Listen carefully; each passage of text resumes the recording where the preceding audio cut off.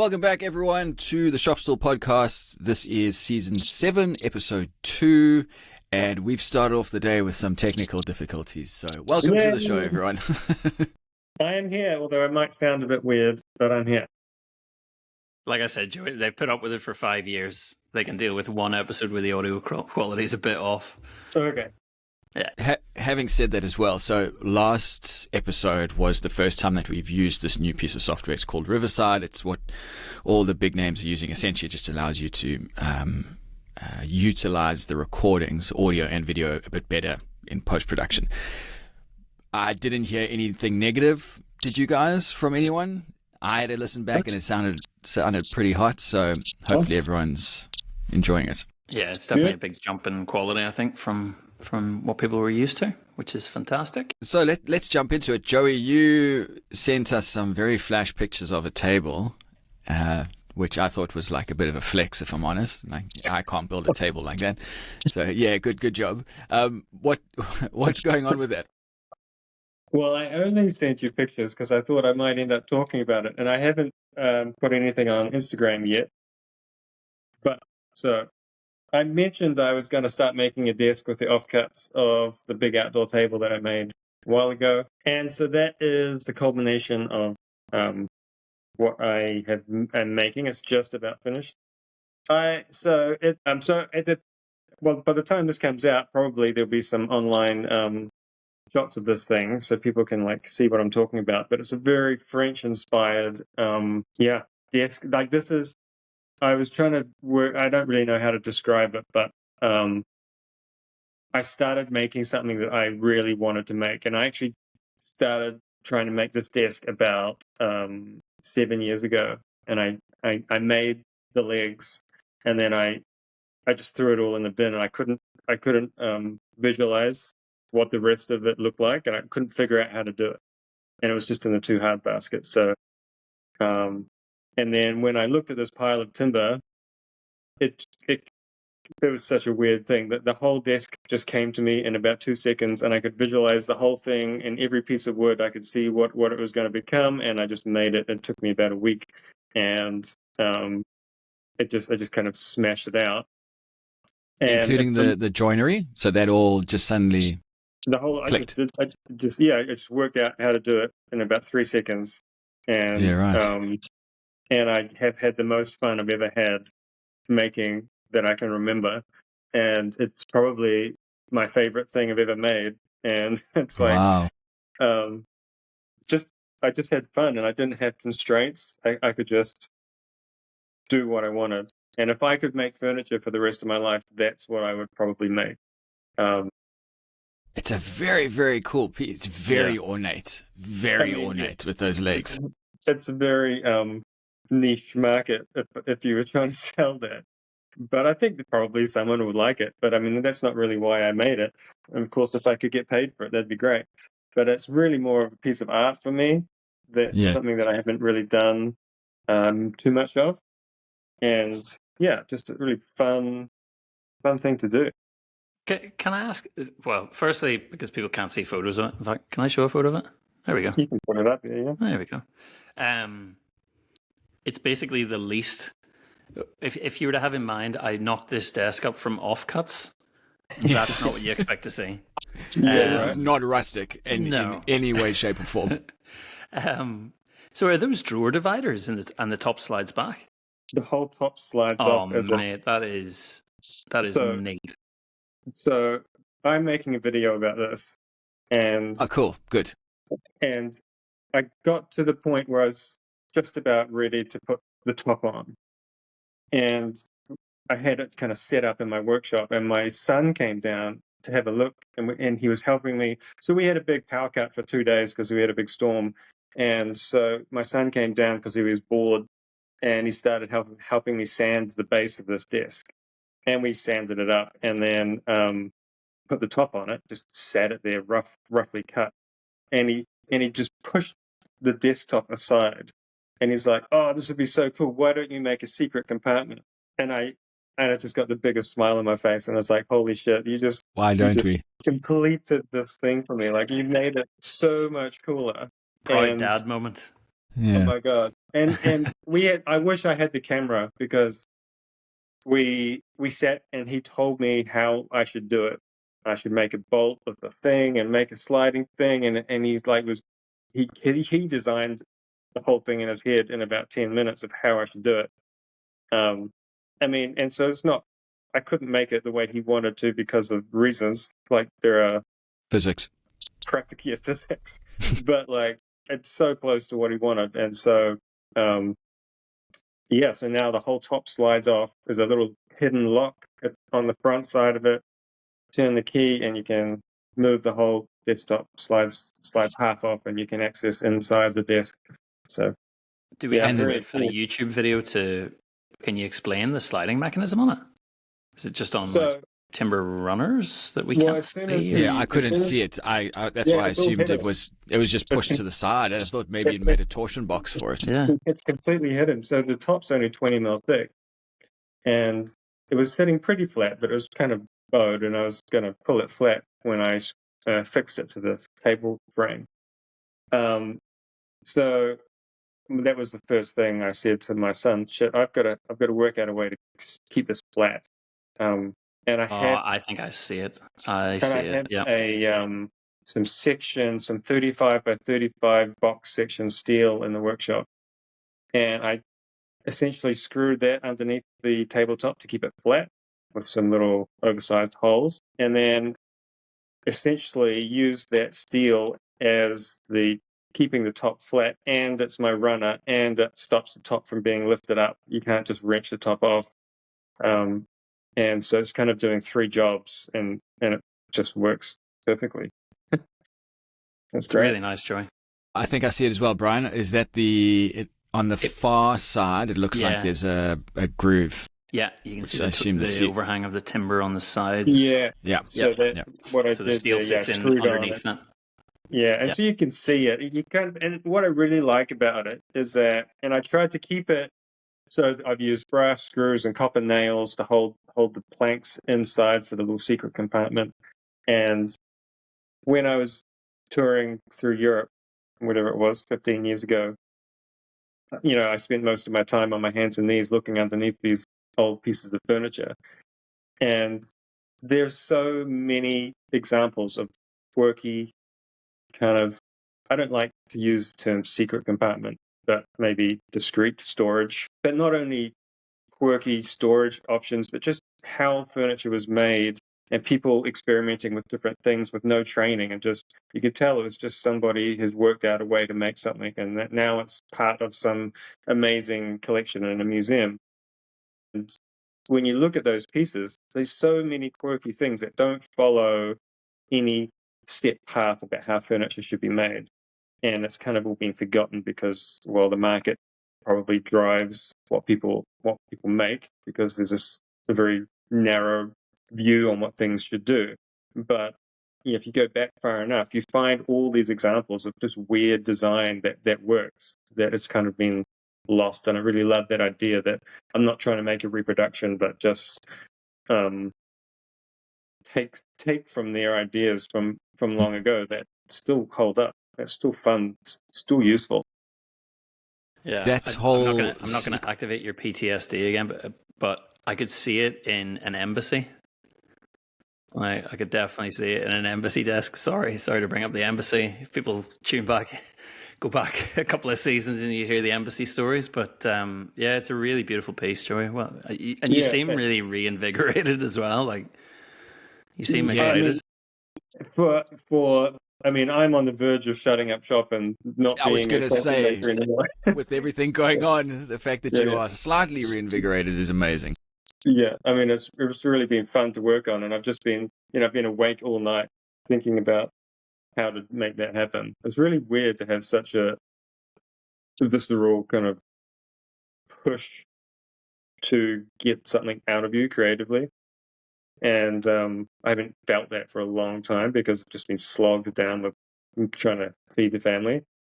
But now it's such a weird juxtaposition that I'm not in a position to feed the family, but suddenly it's like that desperate poor artist type cliche that suddenly the art comes out and then you feel great, but you can't eat anything.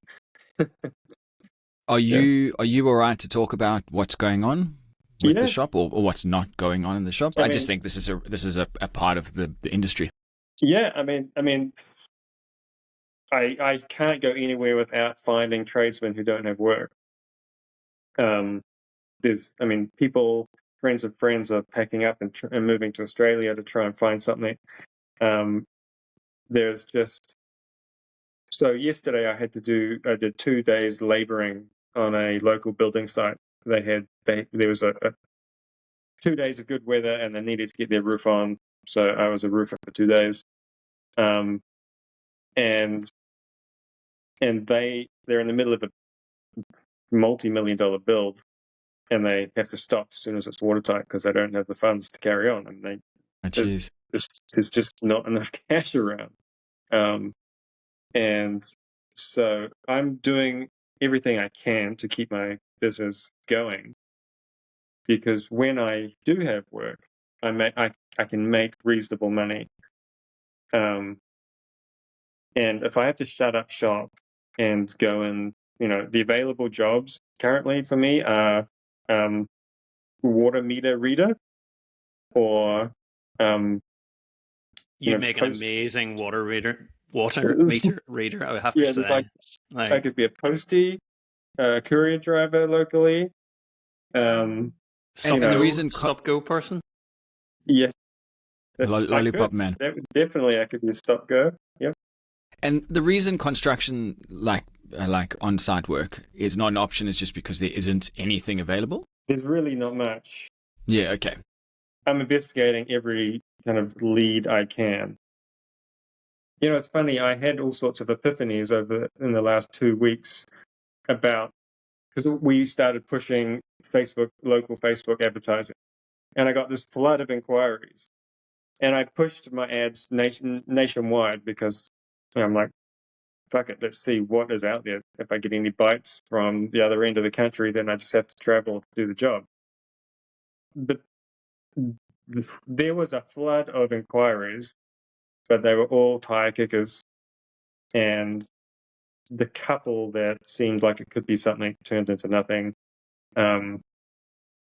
Lots of just, oh, that looks nice, how much? Oh, too expensive. Or literally had a guy say that he wanted a job and he said, oh, I'll just do it myself. So it's like, very, very hard to find work. What I noticed doing my 2 days work as a labourer, by about halfway through the first day, I just found myself looking at my watch, going, when's the day going to be over? And second day, all day long, like, God, how long do I have to do this for? And I typically, when I'm working in the workshop, I would do anything to spend another 10 minutes. Just give me 10 more minutes. And then in the morning, I'm like, get breakfast and me get to the workshop. I can't wait to be in the workshop. And it was a very weird feeling to not want to be in that place. And I couldn't figure out, I was trying to figure out what, because I can do the work. I can bang a nail in, put some screws in. And I came to the conclusion that it was this complete lack of creative input. Being on a job site and just being told, put 17 screws in that, and then go and put a bolt in that, and just completely devoid of any purpose. The purpose was to build a house, but I had no input in it. And It's not Joey's really, purpose. yeah, it's really strange to just be emotionally like cut off from that project. And I hadn't felt like that in a long time. Just completely, I do not want to be here. It's not that I didn't necessarily enjoy the work, but for me, there was no point to it. And it really actually made me think about when I had an employee. And I was like, I wonder if they felt that way as well, because it was just a job. And so it made me think about employees in general. If this is how everybody feels, and God, we're all doomed, because it's really hard. But that's off topic by a while. But Yeah, it's a bit of a scathing indictment on the working world, and I think you probably feel it so much because you've been your own boss for so long. Whereas, Yeah. someone like for me, there are still times when I come to work and I think I just want someone to tell me what to do. I just don't want to think today. I just want to be told what to do. Right. But you're so far out of that the thought of going back to a full, someone else's job would just, I can imagine it must be so confronting. I think if I did something completely not related to what I am good at, it would be a better separation for me. So, getting back to the marketing side of me trying to find work, I think I came to this realization, there's the old saying, don't fix it if it ain't broke. And I've been self-employed for 21 years, and all my work has come from word of mouth and website traffic. And in the last 2 years, there's been this noticeable drop-off of inquiries. But there's also been this massive increase in the use of social media. And I think that more and more, and this is my anecdote, so don't take me to the bank on this one, but I think more and more people are using social media as the everything search engine. If an ad gets dealt to them, then they might look at that, as opposed to specifically searching for a topic and looking through websites. Like it always used to be, get your website to the top of the Google page. Like that was what it's all about. I mean, you don't even hear about that anymore because it does seem that people are waiting for their algorithm to throw them something up, and then they'll go click on that ad or whatever and go in that direction. I mean, it would be interesting to know what your guys' experiences with website traffic. Mine is in the dumps. Yeah, I don't know. To me, a website is still my primary way of getting jobs. Mm-hmm. Like, it's what I get the most inquiries through. It's a folio for my work. Yeah, I'm not saying that they're not useful. I think websites are useful, but I think the way people shop is different, perhaps. I would say you're probably right with that. Like, especially if you do have product as opposed to selling a service, like you're selling a service of doing kitchens or whatever, like doing whole kitchens. If you have a product that maybe has a Shopify store that's linked to your Instagram, or you can buy through Instagram directly, I think that has totally changed. Like I buy stuff that way. Not much stuff, but I do buy stuff that way. But yeah, I think if you're still selling services, I think a website still will get you the biggest number of leads, I think. Again, this is just anecdotal from my experiences. But yeah, it's interesting to hear. Like, I do agree with you when you say, the be all and end all was getting on page one of Google. What, 5 years ago, pre-COVID? Yeah.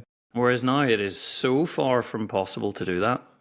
Like, unless you're paying mega bucks to buy up keywords and all that kind of stuff. Whereas before, if you had a well-made page with lots of cross-linking and tagged images and engagement, and like your website would like, I used to check my website probably every, I don't know, 6 to 8 weeks.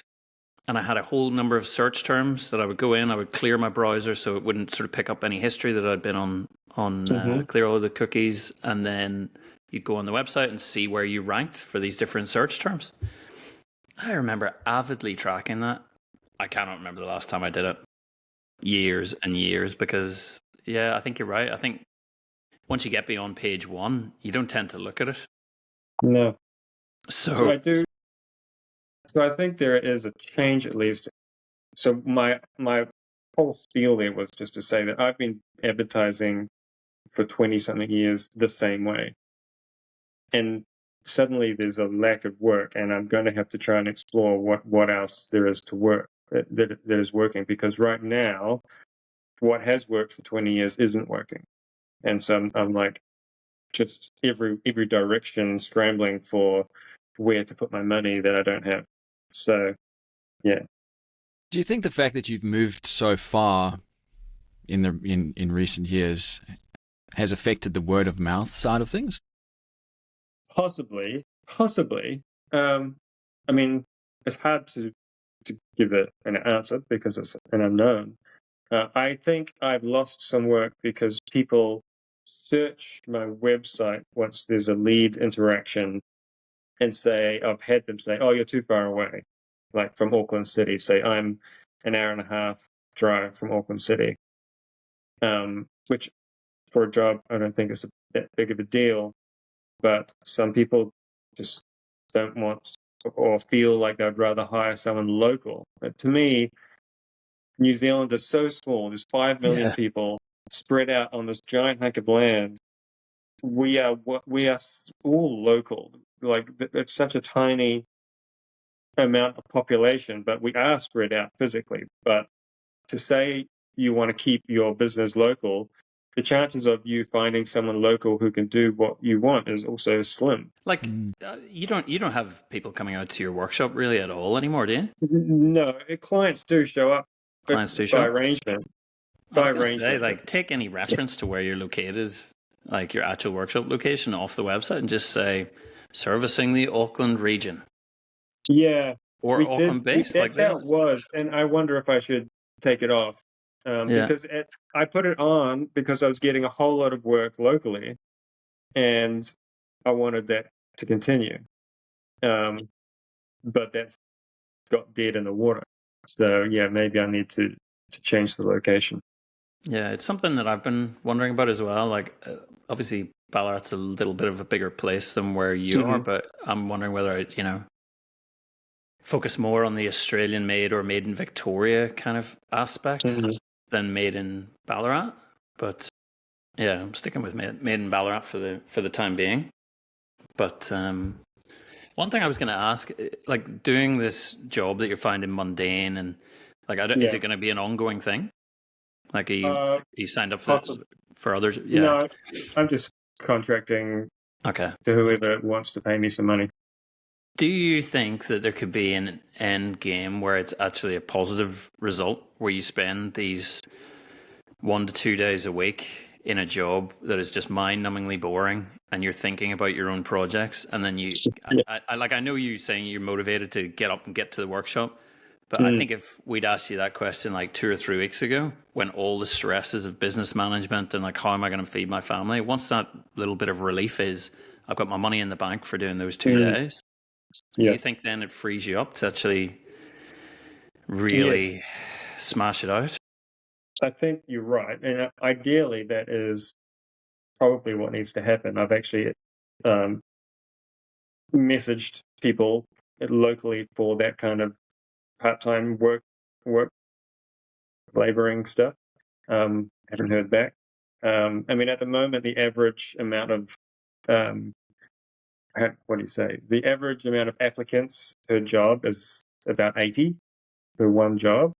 And so, you've got to fight your way through the crowds to get noticed. And yes, I've got lots of experience in certain areas of construction, but I think for the type of work I would end up getting, I'm probably overqualified, and probably that could be detrimental if somebody just wants somebody to carry, as a gopher. They don't want someone who's expecting high wages. Yeah, it's an interesting thing, man, because I saw that there was quite a well-known maker. I mean, his stuff was like a lot of rustic messmate sort of stuff, but it was fine. And they had a big workshop, and they just announced that they're shutting down in. I think they're taking their last orders at the end of May, I think they said. Okay. So yeah, it's kind of made me wonder, is our industry dying out? Like, is the rule of smaller 1 to 3 person businesses, is it going to be steamrolled by the economy, by the lack of workshop spaces? Like, do we all, like I've always said in the past, make sure you have a diverse range of income streams, like especially when you're starting up. But is it going to be that way for experienced makers as well, who, once we get to the stage in life where we're considered experienced or mid-career and we have families and we have mortgages, is furniture enough to support us? Like, do you need Patreon? Do you need a merch line? Do you need to accept the sponsorship deals that you're given and start, like, it's it's been on my mind for a while, just seeing people that I know leaving the industry. Good people. So yeah, it's going to be interesting to see how it fares in the next couple of years. I can't remember which YouTuber it was that I saw put out a video similar, talking about this topic, and it was basically around when you transition from being a furniture maker to being, or when you transition from a hobby furniture maker to becoming a full-time furniture maker, you've got to internally change your brain from I'm a furniture maker to I am a business owner. You have to make that shift because you want, or with what you're saying, Bryan, you need your end goal to be that I'm going to build a business that will run itself. If you stick at it as I'm just a guy who makes chairs, your reach is so limited. And I think that speaks to what you're saying. If we just keep going with I'm waiting for man down the road to call me and ask me to build a chair for him, there's a lifespan to this, because you will eventually hit some, I guess, saturation, or if there's an economic issue like we're seeing, then you fall down. But if you're an entrepreneur, you've got fingers in different pies that can generate those streams. Yep. It's interesting what you said, Bryan, about a direct juxtaposition or complementary to what you were saying. There was an article just the other day popped up in my newsfeed of I forget her name, Laura McCusker. Yeah. There's an article featuring her in the Australian ABC. Did you happen to catch that article? Yep. Yeah, I saw. And it was saying almost exactly what we're saying, but from a different point of view, that this fast furniture,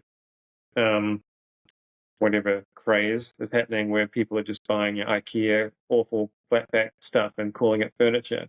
And she was explaining that, spend a little more and have an actual really nice piece of furniture that's going to last. And that kind of thinking really needs to be pushed. That I've never seen any news article actually explaining the downside to flat pack or fast furniture. The amount of landfill and I mean, if we get more of that kind of news, and that's what would heighten our industry. But of course, you've got this other group of people saying don't cut down trees, and so they're the noisy ones at the moment in the world. And they're the same people who quite often will have IKEA flat pack in their house as well. So there's just so many contradictions to it. And if a media agency are reporting it one way, then they're also the ones who own a lot of the publishing and the magazines that price themselves out of the reach of makers like us from promoting our works. And so, at the end of the day, it doesn't matter how much. Catch-22. Doesn't matter how much your news article says this, that, and the other, and how much better fine furniture is. People just don't have the money for it. So, you can agree with it all you want, but when people are up against the wall, that's true. A bit more on the advertising. I thought I'd do some local targeted print ads, which I hate, but I'll try something. So we contacted a couple of these local papers, and one of them said to us, our next one is our last one. There's not enough advertisers. We're shutting down. So, that they were like, everyone's going to digital. So go do that. It's a really weird, maybe it's a stepping point, a change point in the way marketing works generally. And yeah, I don't know. I would like to be more positive about the outcome of it, but for my country right now, I can't see how things are suddenly going to be boosted to, you know, pre-COVID levels of prosperity. It's very strange what's happened. I just recently priced up a job for someone. They're building a home, and they want a shoe rack in a mudroom type thing put in. And I worked out my material costs, the labor that I thought it was going to be, and then I went, you know what? I think I should be getting a bit more money on this because this doesn't feel like enough money for this job. So I put a little extra on top. And then I thought, you know, this person's going to get their quote and think, geez, these furniture makers are just sucking us dry. They're bludgeoning us for, you know, all the money we can. I am part of the problem, but there's, you know, it's because of all this knock-on effect. But yeah, I suddenly thought, yeah, am I the bad guy here? Because I'm trying to pull as much money out of this person as possible, like every other industry in the world. These furniture makers with their luxurious lifestyle and first class round the world travel, you know? Yes. Well, yeah, okay, fair enough. But I just think it's, you know, when you put it into context that we are all trying to squeeze that last bit of money out of everyone, yeah, that's where the problem is. And I hate to feel like we are inadvertently part of the problem. Well, Part of the problem. it's just business. Yeah. It's just, if you want to run a business, you also have to put some margin or markup on the end of your quote. And also, even more so, so maybe Bryan is in a slightly different position. So Bryan's made 20 of these star map tables. He's got a really good idea how much materials and time it's going to take. So his pricing is probably really narrowed down and competitive. If someone asked me to make a star map table, I would overprice the labor or underprice it. I don't know. Probably I would overprice it and then add even more on just to make sure I don't lose money. And then you can start bringing the price down. Unfortunately for furniture makers, we're always making something for the first time. So every time we make it, we're taking this huge risk of, have I allowed enough? Have I forgotten to add into this thing? I better just add a bit more on top because I'm not entirely sure how this is going to happen. That's the nature of the beast. Hence, one-of-a-kind stuff is more expensive because there's all these unknowns. It's why we love it and it's why we hate it at the same time, right? Yeah, It's like the challenge of the pricing and the challenge of the making and the designing. Like, it's the combination of all three of those things is what is making it financially tricky. I've had to work with that today, this last week, just slightly moving away from this topic. Yes. This week, suddenly, beginning of this month, I refinished a kitchen countertop for someone. I think, I can't remember if I mentioned it to you guys. And the person who referred me the job, I saw them yesterday and they said, hey, just so you know, the owner of that kitchen island, he came in the other day and he said he wasn't really happy with the finish. It's gone a bit like blotchy and there's something wrong with him. You should probably give him a call. So I rang him up yesterday and he's not very happy with what's happened. Something's gone wrong. Straight after this, I'm heading over there to go have a look. Yeah, at the same time, I then sent I was refinishing someone's table. I built a new tabletop to put on this little table. And I sent a picture to this person who called me up and was very surprised at the different colors between the top and the stained legs. And she wasn't angry, but she was just, I was expecting them to be the same. So I was, okay, right, cool. I'll go back. I'll sand off all the polyurethane and put a new coat on. Anyway, what I'm saying is it just feels like this week's just been one of those, like I'm just fighting through everything. And I love this job. It's so good to be doing this. This is what I signed up for. These are the good times. But just having to remind myself that this is part of the gig. Have you not been listening to Joey's Client Corner over the last few years? And they are not like that. I'm not at that point yet, so I have thought about that.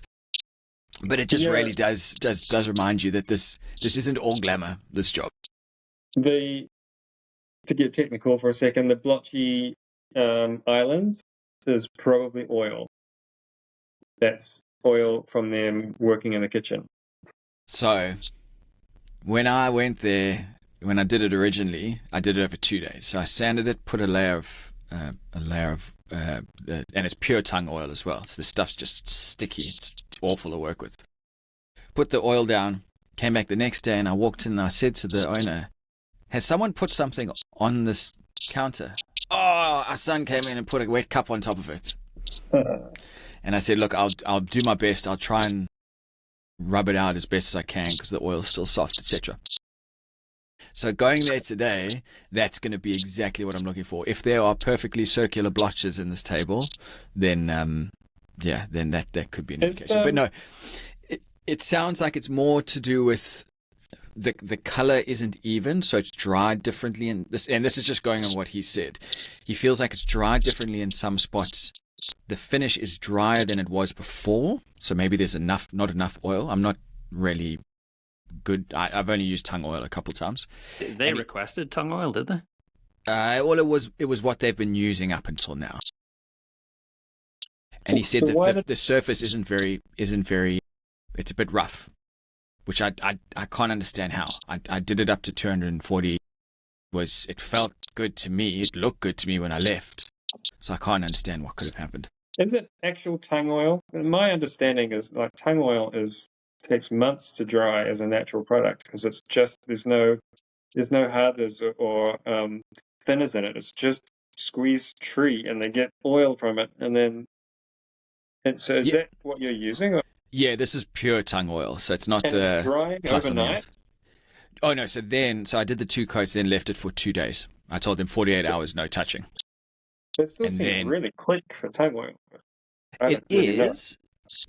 This is based on. I got this information from the guy who did it last time, who actually built the kitchen for them. So I did a bit of research and I saw. I think it was Stumpy Dubs said sometimes it'll take 3 weeks, depending on the environment. So my logic was if I do 2 very thin coats, it should be all right. And keep in mind that the timber still would have had a lot of, like I didn't sand all the way through that because that oil would have gone fairly deep into that timber. So from a protection perspective, it should still be there. But yes, what you're saying goes back to if there's any circles, then that oil hasn't penetrated deep enough, and it's potentially that's where the issue is. Something to consider as well as how old was it in that 10 years. So exactly, this is exactly what's probably happened. After 10 years of wiping down, leaning, touching, polishing, it's really smooth. And even the most finishes with an oil finish, they're not perfectly glass smooth. There's like little nibs sometimes on a tabletop, and you give it a week of like use, and it's suddenly smooth and everything's like nice and smooth again. So they're used to this 10-year-old top, which they've touched and polished 3 times a day, which is perfectly glassy smooth. And now you've sanded it and added this extra layer on top. It will never be as smooth as what it was before you sanded it. Like it's going to take some time for it, especially oil. I mean, all you're doing is buffing it every day. You're polishing the oil finish. I don't think you'll ever get it as smooth as it was. And they might need to be aware that their using it has probably made it feel really nice over 10 years. Yeah, and because of the way tung oil works, from my understanding, is because it stays soft for so long, it was such a pain in the ass sanding this back. I was literally going through, I just had a bucket full of pads from just all the gumming up. But because of that, as you say, the oil continues to heal. And so as you are inadvertently polishing it up, that oil is healing. It's not like a film finish. Mm. So well, anyway, I'm going to go see. I like that. I'll potentially hold on to that. But I think what I might do is just give it another light sand today, another coat of oil, and then I'll just say that based on the 48 hours from last time, that wasn't enough. Maybe let's keep it off for 4 days, and do it like that. Yeah. Especially where you are, Robin. Like if it's got no sort of accelerant in it to speed up like in the humidity. I mean, I know you're saying it's the dry now, right? But your humidity levels up there would still be what, in the 80% or. And at the time I applied it, it was mega humid. Yeah. I mean, polyurethane won't dry in 80% humidity. Polyurethane might take a week to dry hard. And so I would guess months for oil to get to a point where you're not noticing like fingerprints and stuff in it. Yeah. It's definitely, I wouldn't go back to tung oil for something that's as practical as this. It's an interesting choice, I think, but I think you would want something a little bit more. What's the word? The only time realistic. I would use oil in a kitchen is if it was, say, you saw Simeon Dux's end grain kind of. Yeah, that's one of the only applications I would use oil for in a kitchen. I think I would just go to a poly or treat that like a cutting board, right? Yeah. Put a bunch of like mineral oil in it, and then maybe something else on top to give it a bit of a sheen, and then away you go. But there, you're not touching it, you're not handling it. There's no. Well, when I say handling it, I mean it's not day-to-day use. You're not expecting the oil to go on and then be able to use it straight away. No, but I think as well you're not expecting it to look like if you're using it as a butcher's block, and actually some people will chop on an end grain island bench. Like you're not expecting it to look perfect either. Like the patina that it builds up through use is kind of what it's supposed to do. Whereas for a normal island bench, I think people expect it to look schmick. They want to applying it? Just with a cloth. Just with a rag. I wonder if you try buffing it up with like a car polisher and use like a spinning buffing jig. And I wonder if you'd need it to be drier for that though, wouldn't you? Yes, probably, but you might get the smoothness that they're after. Well, what I'm hoping is now when I go back there, it's been a month. Right. So the stuff that's in there will have dried significantly more. So now if I hit it with 600 all over, it will get it to that and then apply one more coat. You could also, rather than maybe hitting it with 600, because 600 is then going to close the pores of the wood. Like there's I don't know, like I'm no tung oil expert, but with Danish oil, like I think sort of 240 is usually what I would sand to. Like beyond that, and with a lot of polys as well and hard waxes, like there is a maximum grit that you should sand to. It's really only if you're doing, I don't know, some other natural finishes, maybe shellac, you can sand a bit further than that. But the finer grits are, if you wanted to get poly to like an absolute glass finish, you're putting your poly down, you're sanding on top. You're putting another coat down, you're sanding on top. But yeah, I would be careful about going too fine with the sandpaper on it, I would think. Maybe get a 3M pad or something like that and use that, maybe. It's a pretty good litmus test, actually, sandpaper. If you're getting dust, then it's dry. If you get any amount of gumming up, like you had that trouble with, like, see, you said you were getting gummed up pads after 10 years of use. There's no way you shouldn't be able to get fine dust from 600 grit sandpaper if it's a month old. It should be. Do that, Robin, and show the client. Do that and show the client and say, listen, it's coming up, it's still not dry. Like it's not actually dry. But as I say that when I worked on it last time, it wasn't dry, so it's never going to be dry. Tell them to move to Cooper Pedy or something. Yeah, and this is the tricky thing and this is why I can't understand how there would be any, if it was dry and I sanded it and there was dust on it and then I applied an oil, that's where you get your dust nibs. That's what makes it. But we couldn't have. I don't understand how we could have got there because it wasn't dusty enough for it to have picked up those nibs. And there's no way, with the amount of wiping that I did to wipe all the excess off, there's no way I've left like big, like waxy balls all over it. You take those I've had waxy that- balls somewhere else, please, Robin. I've My had that wax trouble balls. with. There's some oily timbers over here. Totra is one, very hard to finish, and so I've had that trouble before where I've used Osmo and it wouldn't dry, and I used paint thinners and wiped the whole lot down, and just got rid of this thicker layer of the oil that wasn't drying, and left it for a day. It came back, and then it just was perfect. Yeah. So, and maybe you almost need a reset where you just clean off what's there. Yeah, If well, anything is too much, just wipe it off with thinners, clean off all the excess, and then just kind of see where you're at. yeah, it could be that. I mean, I used a lot of terps on it last time to try and wipe as much of the shit off as I could. Try, instead of terps, try like actual paint thinner, like stuff you need a mask to wear because you're going to die if you breathe it in. Like, Oof, that makes me nervous about spilling it or doing something wrong, and then I burn a hole through there. But that's the kind of stuff that will take off the waxy shit. Terps typically just softens it and makes it a bit blub, but you want something that's going to cut through it and just remove it if you're going to go down that route. No, that's a good point. Maybe I've used the wrong chemical in it, yeah.